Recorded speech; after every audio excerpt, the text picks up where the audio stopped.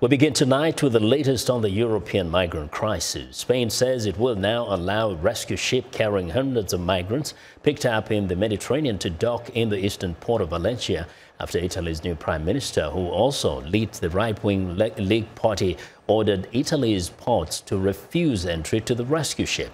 The Aquarius rescue ship, run by the European charity SOS Mediterranean, has been drifting in international waters with 629 migrants on board. Here's Sabina Castelfranco. This is Aquarius. On board are 629 African migrants, including 100 unaccompanied minors and a number of pregnant women. 6 different rescue operations took place during the weekend off the coast of Libya, coordinated by the Italian Coast Guard. Italy has refused to allow the ship to dock in its ports. Interior Minister Matteo Salvini asked Malta to let them dock because it was the nearest available port. But the small island nation rebuffed the request, though Spain later agreed to do so. Salvini recently visited the southern port of Pozzallo in Sicily, where many migrants have been arriving. Italy is a contributing member of international organisations like the United Nations and NATO. I would like to know why in the Mediterranean and in North Africa there is not more concrete intervention to defend security.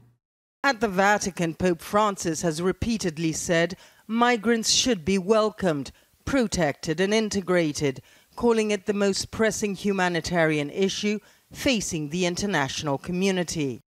More than 600,000 migrants have reached Italy by boat from Africa in the past 5 years. The new Italian government, led by Prime Minister Giuseppe Conte, said this situation must stop because the European Union cannot continue to leave Italy to deal with the migrant crisis on its own. Sabina Castelfranco for VOA News, Rome. Well, for more on the Italy-Migrant standoff, Leonard Doyle, spokesman for the International Organization for Migration, joins me live via Skype from Geneva. Good evening, Leonard. Good evening, and thank you for inviting me.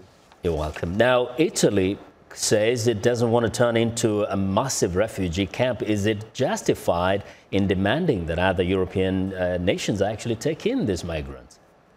Well, there is no doubt that Italy, along with Spain and Cyprus and Malta and indeed Greece, have been disproportionately carrying the burden of the flow of migrants, the people who've been coming across from the Middle East and from Africa in particular. So they have a point there. Now, the question is, first, they do help. They've helped in the rescue mission. The people are right at the shore. What could be the best way forward to avoid a tragedy happening right at the doors of Europe? I think the most important thing is that the people aboard this vessel are taken to safety and given some shelter while their claims for asylum in Europe are processed.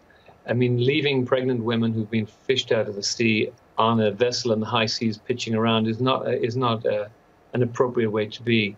So they need to get to shore, and there's some hope now that they will go to Spain. There appears to be an offer from the Spanish government.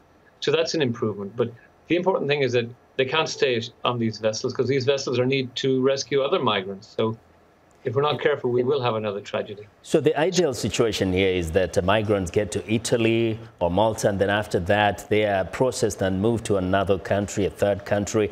How quick has the process been in transferring people from Italy to other nations where they desire to be?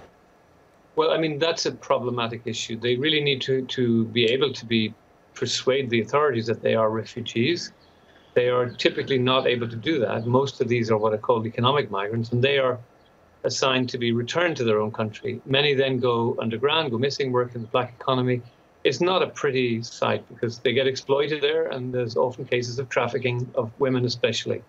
So it's this irregular migration across the Mediterranean is a phenomenon, but it's neither good for the migrant nor for the countries they leave, or indeed the countries they're coming to. What kind of help is Italy getting at the moment, at least to help it to cope with the numbers that are surging like every day? Well, Italy, of course, gets support from the European Union, but not enough, it says. And certainly the other frontline countries don't get enough support. There needs to be a redistribution effort, which is not happening in Europe because countries are finding it politically unacceptable to bring these migrants to their shores and then have to process them. The courts take a long time. Maybe the migrants never go home. And then it becomes a political issue, as we're seeing there's a sharp shift to the extreme right in some cases across Europe, quite often down to the phenomenon of large numbers of irregular migrants coming to Europe without papers. What are you seeing at the IOM in terms of trends? Are the numbers going down? Are they going up, or are they steady? The numbers are definitely going down. There's no question about that. But the relative number of deaths has increased. So as the interdiction increases, as countries put a lot of effort into stopping migration in this way, the smugglers take ever more dangerous methods. So, for example, they use little rubber dinghies that are absolutely inappropriate for these conditions. In one case last week, they were using little paddle boats that you might get on a park on a Sunday afternoon. Clearly inappropriate. Wow, really, really sad. Leonard, thank you very much for joining us today. Thank you for inviting me. You're welcome. Leonard Doyle is the spokesman for the International Organization for Migration.